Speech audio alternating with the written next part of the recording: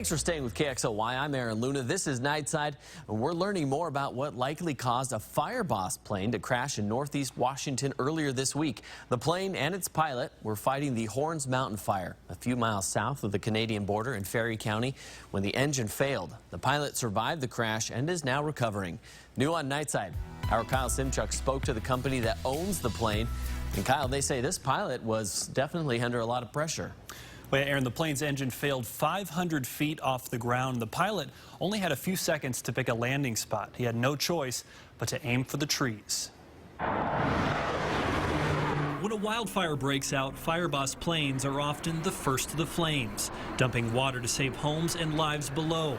But this Tuesday, one pilot needed to rescue himself. Our pilot experienced a loud bang and a heavy thump. The plane was only 500 feet above Ferry County fighting the Horns Mountain fire when it encountered a catastrophic engine failure. And we already know him to be an incredible pilot, but the training, the instant recall and reflex of what to do, you train, and then all of a sudden it happens. Robbie Sape is the general manager of Airspray USA, a company based in Chico, California that's contracted by Washington DNR during fire season.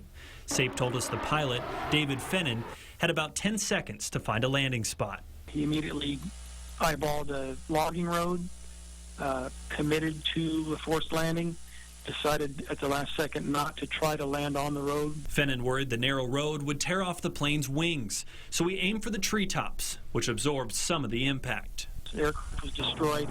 However, the aircraft did not catch fire, did not burn. Fennon pulled himself from the $4 million plane and was airlifted to Sacred Heart with a few broken ribs, a bruised lung, and minor scratches. Fennon has been released and is expected to make a full recovery. You just don't walk away from these things generally, and he really did an incredible job of getting the aircraft to the ground, and I think that is what saved his life. And we reached out to the Texas pilot who is still in Spokane. We haven't heard back from him.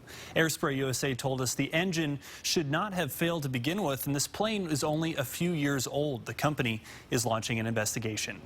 Reporting live in studio tonight, Kyle Simchuk, KXLY for Nightside.